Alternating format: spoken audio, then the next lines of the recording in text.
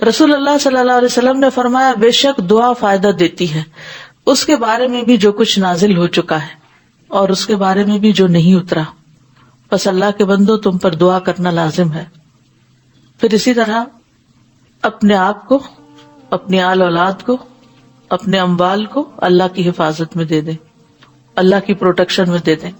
ابن عمر کہتے ہیں کہ رسول اللہ صلی اللہ علیہ وسلم نے فرمایا لقمان حکیم کہا کرتے تھے، یہ سورۃ لقمان میں جن کا قصہ ہے، وہ حکمت کی باتیں ہیں ان کی منقول بہت سی، کہ جب کوئی چیز اللہ کی حفاظت میں دے دی جائے تو وہ اس کی حفاظت کرتا ہے۔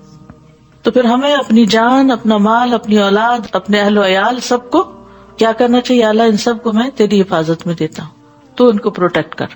اب فیملیز بھی کہاں تک بکھری ہوئی ہیں نا، جہاں بھی کوئی ہے تو سب کی حفاظت فرما۔ پھر یہ مصیبت کیوں آتی ہے، یہ آزمائشیں کیوں آتی ہیں؟ یہ ہمیں کچھ سکھانے کے لیے آتی ہیں، ہمیں اپنا محاسبہ کرنے کی دعوت دیتی ہیں کہ ہم کہاں کیا کمی کر رہے ہیں، کہاں ہماری کوتاہی ہے۔ تو ہمیں اپنی زندگیوں کا جائزہ لینا چاہیے۔ کیا جائزہ؟ کہ ہم اپنے فرائض پورے کر رہے ہیں یا نہیں، اپنے فرائض کی ادائیگی کا جائزہ لیں، اللہ کی اطاعت کے جتنے کام ہیں وہ کریں، نافرمانی کے کاموں سے رکیں، اللہ کے احکام کی حفاظت کریں، ہماری عملی زندگی میں جن چیزوں کا اللہ نے کرنے کا حکم دیا ہے وہ کریں، اور صرف کرنے والے کام ہی نہیں کرنے، جن چیزوں سے بچنے کا اللہ نے حکم دیا ان سے بچیں بھی۔ عبداللہ بن عباس سے مروی ہے کہ بے شک رسول اللہ صلی اللہ علیہ وسلم نے فرمایا اے لڑکے میں تجھے چند کلمات سکھا رہا ہوں، اللہ کے احکام کی حفاظت کرو، اللہ تمہاری حفاظت کرے گا۔ اللہ کے احکام کی حفاظت کرو تم اسے اپنے سامنے پاؤ گے۔ تو اگر آپ چاہتے ہیں کہ آپ کو اللہ کی طرف سے پروٹیکشن ملے تو پھر آپ کو کیا کرنا ہے؟ اللہ کے احکام کی حفاظت کرنی ہے، اپنی عملی زندگی میں جن چیزوں کے کرنے کا حکم دیا گیا ہے ان کو کرنا ہے، کیونکہ گناہ جو ہیں وہ انسان کے لیے شر کا، مصیبت کا راستہ کھولتے ہیں۔ تو گویا دوسرے لفظوں میں نیکیوں کے کام کرنے ہیں اور برائیوں سے بچنا ہے۔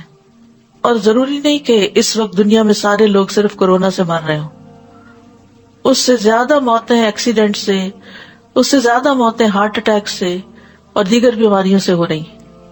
تو موت تو کبھی بھی آ سکتی، کسی کو بھی آ سکتی، کہیں بھی آ سکتی، تو اس کی تیاری تو رکھنی ہی چاہیے۔ تو یہ تکلیفیں کیوں آتی ہیں؟ تاکہ ہم جاگیں، واپسی کی تیاری کریں، اپنے اعمال کا جائزہ لیں، اپنی ذمہ داریوں کو پورا کریں، اپنے فرائض میں جو کمی کوتاہی ہے اس کو درست کریں۔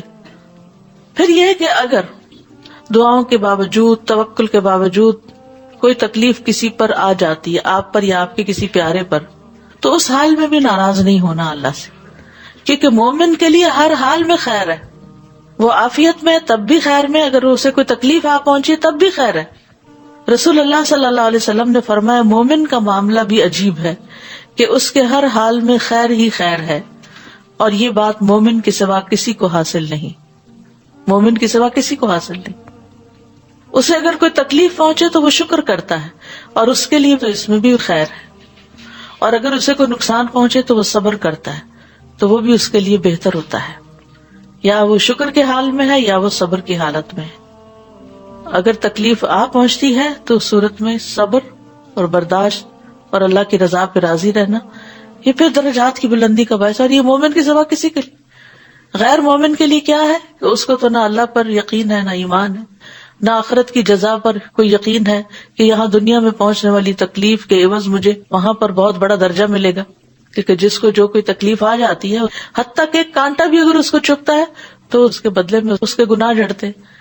تو اب غیر مومن کو تو یہ ثواب اور یہ امید نہیں ہے نا، لیکن مومن کے لیے تو اس میں بھی بہت خوشخبری ہے کہ کوئی بات نہیں، اگر تم کسی وبا کی لپیٹ میں آ گئے ہو تو اس میں بھی تمہارے لیے اجر ہے۔